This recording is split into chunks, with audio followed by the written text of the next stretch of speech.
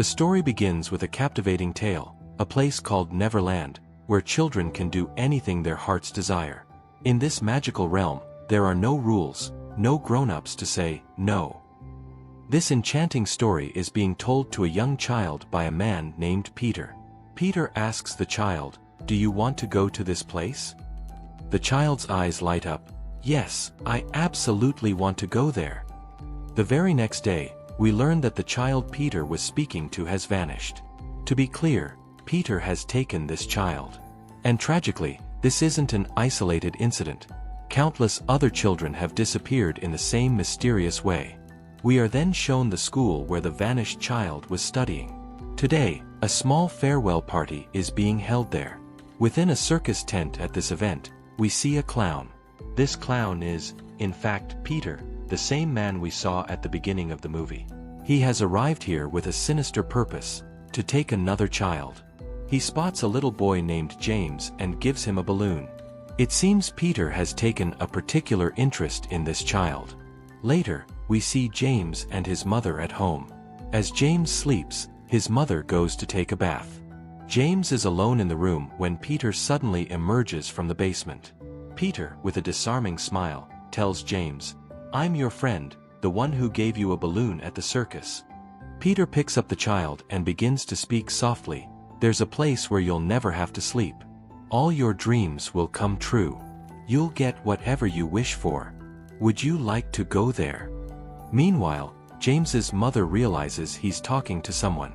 As she comes out, she's terrified to see Peter. She rushes over, grabs James, pulling him close, and forcefully kicks Peter. As James and his mother try to escape, they discover the door has been locked from the outside. The mother tells her son, "You stay here, I won't let him get to you." With these brave words, James's mother moves to confront Peter. But Peter had been hiding in the room. As James's mother steps inside, he attacks her legs with a sharp object, incapacitating her. James's mother is in immense pain and unable to move due to her injured legs. Despite her struggle, she desperately tries to stop Peter to save her child, but her efforts are in vain. Peter tragically takes James's mother's life. He then goes to James and takes the terrified boy with him. Now, the scene shifts, and we are introduced to a small family 15 years later.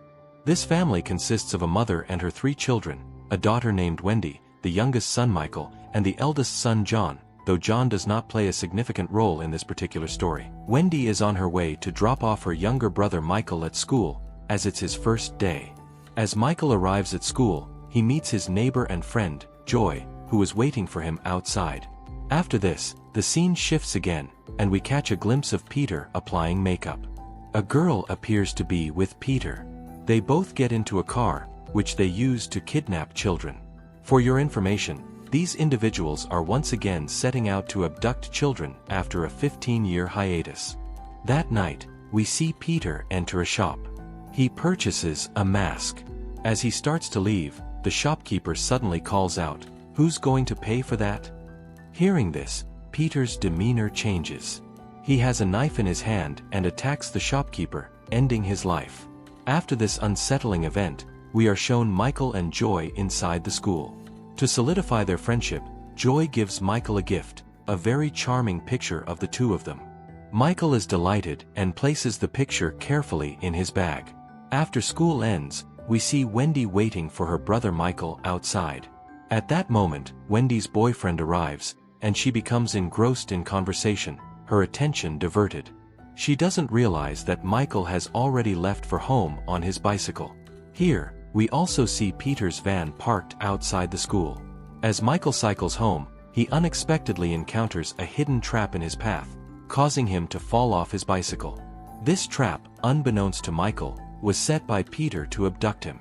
Peter suddenly appears behind Michael, terrifying the boy.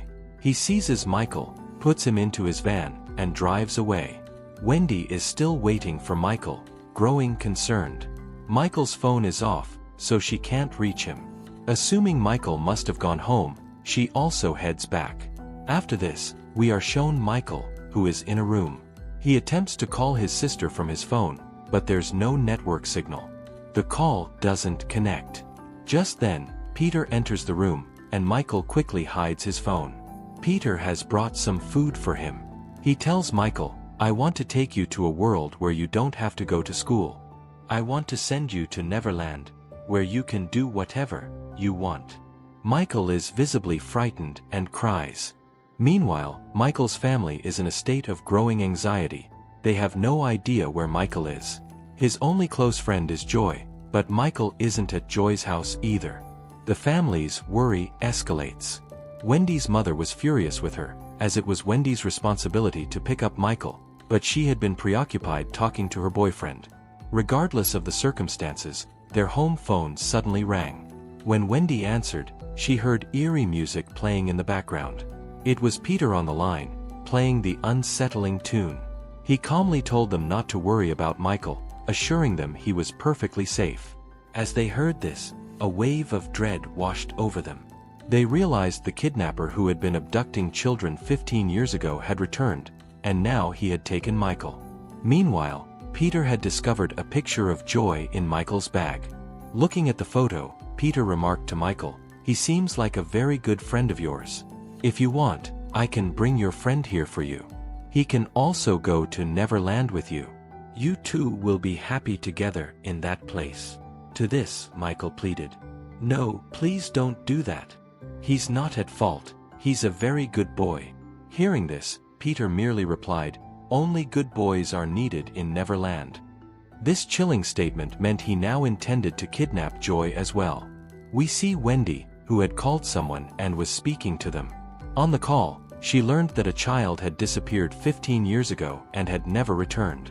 Wendy felt a strong urge to visit the family of that vanished child, hoping she might uncover some crucial evidence. Wendy doesn't go alone. Joy and Joy's sister, Lily, accompany her. Lily reassures Wendy, "Everything will be fine, stop blaming yourself." It was true, Wendy was consumed by guilt, believing her brother's abduction was her fault. Upon arriving at the location, they meet a person named Jackson. This man's son, Timmy, had disappeared 15 years ago. He had told his family he was going to a friend's house but never arrived. To this day, no one knew where Timmy had vanished. The truth, unknown to them, was that Peter had kidnapped him. When Jackson takes them to Timmy's room, they discover that Timmy had a somewhat feminine nature. Timmy's father explains that Timmy felt like a girl inside and had embraced hobbies typically associated with girls. After this, friends, we are shown a school. The school is closed, and all the children are on a bus, heading home. But the bus driver suddenly stops the bus in the middle of the road. Peter is standing there with his van, blocking the way. The bus driver approaches him and tells him to move the van aside. Peter pulls out a knife and lunges forward, attacking and killing the driver. After killing the bus driver, he enters the bus and removes his mask in front of all the terrified children. We are not shown what actually happens to these children. Here, friends, the scene shifts, and we are shown Michael inside the room. As he sits alone, a girl named Tinker approaches him. This is the same girl who is often seen with Peter. And by the way, let me tell you, she is not a girl at all, nor is she entirely human. Michael asks her if Peter has kept her captive here too. To which Tinker says, "No, he's going to take me to a place where I'll be completely well after going. I want to be completely fine, so I want to go to that place. Peter has promised me that he will take me there. And you should also go to that place because it's a very good place for children." Although Michael once asks her if she has ever seen that place, Tinker gives no answer. In fact, she simply leaves. Now, friends, the scene shifts, and we see Wendy sitting at home. Her elder brother John suddenly bursts in, crying uncontrollably. He tells Wendy that Peter has killed many children. This means that Peter has killed all the children who were inside the bus. John was crying so much because he feared Michael might be among them. Here we are shown that after killing all the children, Peter returns home, cleaning the blood from his hands. After this, when Peter goes to his room, we see him looking at the wall and talking to someone. And suddenly, he begins to float in the air. At the same time, Tinker arrives, asking Peter if that place truly exists. She is referring to Neverland. Peter, annoyed, asks if she doesn't believe him. Saying this, he grabs her by the neck, becoming very angry with her. Tinker is terrified and starts apologizing to Peter. Just then, she suddenly hears someone screaming. Hearing the scream, Peter quickly takes off his belt and rushes down to the basement. Here we learn that he has someone tied up in his basement. The screaming man was the one Peter had gone down to silence. Anyway, the scene shifts, and we are shown Wendy, who is staying at Lily's house. Lily's parents are also home, and they tell Wendy that it's getting late and she shouldn't go home, but sleep there instead. Meanwhile, friends, we are shown Peter standing outside Lily's house. This means he has come there to kidnap Joy. Everyone in the house had fallen asleep, but Wendy was still on her phone. She was watching the news when she suddenly realized her battery was dying. To charge her phone, Wendy goes to find the charger. Meanwhile, we see Peter attempting to enter through the windows. As soon as he gets in, he first spots Lily, who is asleep on the sofa. Suddenly, Lily's eyes snap open, and she sees Peter standing before her. But before she can react, Peter brutally stabs her multiple times. A short while later, Wendy begins to hear screams from outside.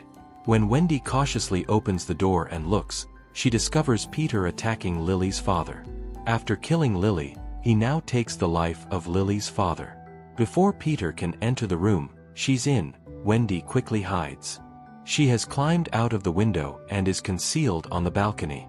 Slowly, she makes her way into Lily's parents' room, where she is horrified by the sight of blood everywhere. At the same moment, Lily's mother, who had also been hiding, enters the room. Peter spots Lily's mother and attacks her. In the chaos, Wendy slips behind the bed and hides. Here, Wendy witnesses Lily's mother dying before her eyes, but she is powerless to intervene. After a while, when Wendy looks out the window, she realizes that Peter has kidnapped Joy and is taking her away. Following this, Wendy ventures out, finds a car, and begins to follow them. Her pursuit leads her to Peter's hidden lair, the place where he has been holding the kidnapped children. As Peter and Joy enter the hideout, Wendy quietly slips in through a window. She quickly finds a cupboard and hides inside, as Peter has also entered this room.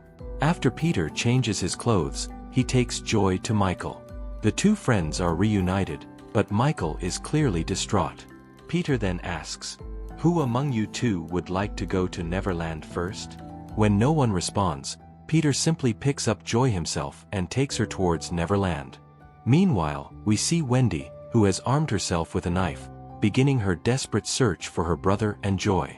When Peter takes Joy away, Michael is left alone in the room. Wendy seizes this opportunity and reaches Michael's side. Seeing her brother safe and sound, she is overjoyed. But then, Peter suddenly returns to the room. However, before he can enter, Wendy quickly hides. Peter senses that Michael was talking to someone. Wendy then attacks Peter from behind, creating an opening for Michael and herself to escape. Michael runs outside, while Wendy ducks into another room. Venturing a little further inside, she discovers a coffin. In this coffin, Peter had locked Joy. Fortunately, Wendy arrives just in time and frees Joy.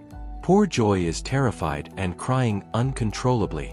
Wendy brings him out and, after breaking a window, tells him to run away and not look back again. "I will save Michael," she promises. After this, Joy climbs out of the window and flees. As Wendy proceeds, she comes across a photograph. This photo is of James. Here, friends, we learn that Peter has held James captive in the basement for approximately 15 years, and he has been horribly tormented. Wendy reassures him, "Don't worry, I will get you out of here." After this, the scene shifts, and we see Peter, who is furious with Tinker. He believes Tinker has been lying to him. In a fit of rage, he forces Tinker to the ground and severs both her hands.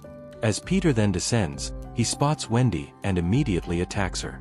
Now, friends, a fierce struggle ensues between Wendy and Peter. Wendy fights bravely, inflicting many blows, but Peter seems unaffected. Then, Michael arrives, wielding the same weapon Peter used to cut Tinker's hands. With that very weapon, Michael slashes Peter's throat, killing him. So finally, friends, this is how Peter meets his end, and Wendy successfully saves her brother. After bringing Michael back home, as the family celebrates his birthday, their house phone suddenly rings. When Wendy answers, she hears the exact same unsettling music that Peter had played before. Hearing the music, she is filled with dread. And with this suspenseful moment, the story concludes here.